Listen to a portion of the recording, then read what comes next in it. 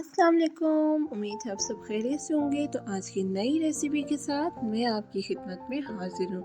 तो आज मैं बनाने जा रही हूँ आलू शिमला मसाले वाला यानी ग्रेवी वाला। तो बहुत ही मज़ेदार बनता है। आज की रेसिपी बहुत ही ख़ास और मज़ेदार होने वाली है। बहुत ही यूनिक सी आपको टिप बताऊंगी जिससे आप यूज़ कर सकते हैं और अपने खाने को, अपनी रेसिपी को और भी मज़ेदार बना सकते हैं।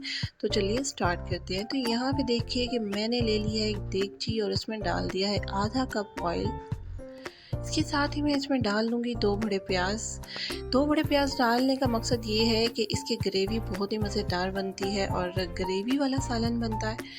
और यहाँ पे देखिए कि मैंने प्याज को 3 से 4 मिनट के लिए भून लिया था और हमने इसे लाइट गोल्डन करना है। तो यहाँ पे देखिए गोल्डन ब्राउन हो चुका था। तो यहाँ पे इसके साथ ही मैं इसमें मिला दूँगी आधा चम्मच ज़ीरा। ज़ीरे को 1 से 2 मिनट के लिए हम भून लेंगे और इसके बाद मैं इसमें शामिल कर दूँगी 1 चम्मच लहसुन अदरक का पेस्ट। लहसुन अदरक के पेस्ट को अच्छे से मैं भून लूँगी 2 से 3 मिनट के लिए।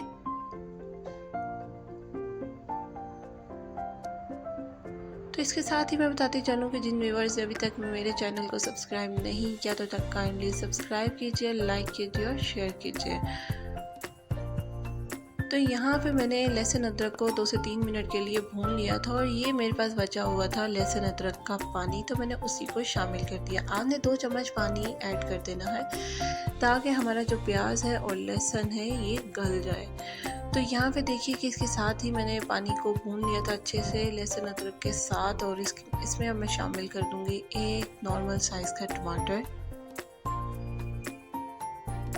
टमाटर को 3 से 4 मिनट के लिए भूनने के बाद मैं इसे शामिल कर दूँगी 1 चम्मच हल्दी पाउडर, 1 चम्मच सूखा धनिया पाउडर। अगर आपके पास धनिया पाउडर नहीं है तो आप साबुत धनिया लेके उसे पीस सकते हैं और वो भी डाल सकते हैं। इसके साथ ही मैंने 1 चम्मच धाधड़ी मिर्च का डाल दिया था। इसे मैं 4 से 5 मिनट के लिए भून लूँगी अच्छे से ताकि जो इसका कच्चापन है दूर हो जाए। तो यहाँ पे भूनते हुए ख़्याल रखिए कि इसमें 2 चम्मच और पानी ऐड कर लें ताकि जो हमारा मसाला है जल नहीं जाए। जब मसाला हम डालते हैं, खुश्क मसाला जैसे कि हल्दी वगैरह हो गई, तो इसकी एक धांस सी बन जाती है यानी धुआं सा बन जाता है और वो उड़ना शुरू हो जाता है जिससे हमारा ऑयल भी कम हो जाता है। तो यहाँ पे 2 चम्मच पानी डालने के बाद अच्छी सी ग्रेवी बन चुकी थी और उसमें मैंने देखिए कि उसके बाद मैंने शामिल कर दिए थे आलू। आलू को 7 से 8 मिनट के लिए हम भून लेंगे ताकि जो इसमें जायका है और भी बढ़ जाए और इसका कच्चापन दूर हो जाए।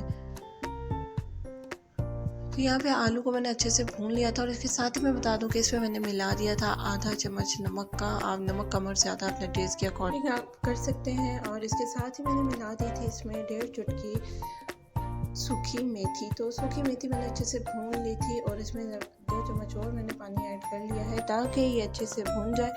और इससे सूखी मेथी से जायका बहुत ही शानदार और खुशबूदार सा आता है और आप भी ज़रूर ट्राई कीजिएगा। तो यही थी मेरी यूनिक और बहुत ही ख़ास सी टिप। तो आप भी ज़रूर ट्राई कीजिएगा और कमेंट सेक्शन में बताइएगा कि आपको आज की रेसिपी हमारी कैसी लगी। तो इसके बाद मैं इसमें मिला दूँगी शिमला मिर्च। शिमला मिर्च को हम लोग 7 से 8 मिनट के लिए भून लेंगे। भूनने से जायका बहुत ही शानदार आता है और मसाला बहुत ही अच्छे से सब्ज़ी में रच मिच जाता है। तो यहाँ पे 7 से 8 मिनट हो चुके थे। उसके बाद मैं इसे ढक दूँगी 4 से 5 मिनट के लिए और उसके बाद मैं इसमें शामिल कर दूँगी पानी। पानी मैंने यहाँ पे 1 कप ऐड किया था, या आपको और ज़्यादा ग्रेवी चाहिए तो आप 1.5 कप या 2 कप ऐड कर सकते हैं क्योंकि अभी हमारे आलू को भी गलना है, इसलिए मैं इसमें 1 कप पानी शामिल करूँगी। आलू जितनी देर हमने भूने थे और उसके बाद शिमला मिर्च भुनी थी तो इतनी देर में आलू काफ़ी हद तक गल चुके थे। तो यहाँ पे इसके बाद मैंने इसमें शामिल कर दिया था पानी 1 कप और इसको मैं अच्छे से भून के बंद कर दूँगी। ढक्कन दे दूँगी ताकि ये अब अपना जो शिमला का पानी होता है उसमें गल जाए अच्छे से।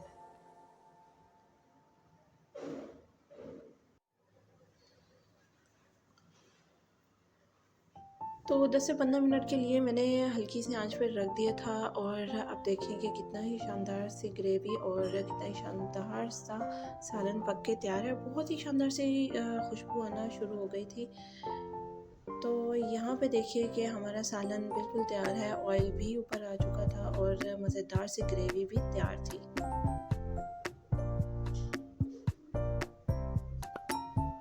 तो इसके साथ ही दीजिए इजाज़त और इसके साथ ही मैं बताती चलूँ कि यहाँ पे मैंने लास्ट में डाल दी थी हरी मिर्चें और धनिया। इससे जायका बहुत ही शानदार और मज़ेदार सा आता है। आप भी ज़रूर ट्राई कीजिए। यहीं पे दीजिए इजाज़त। अल्लाह हाफ़िज़।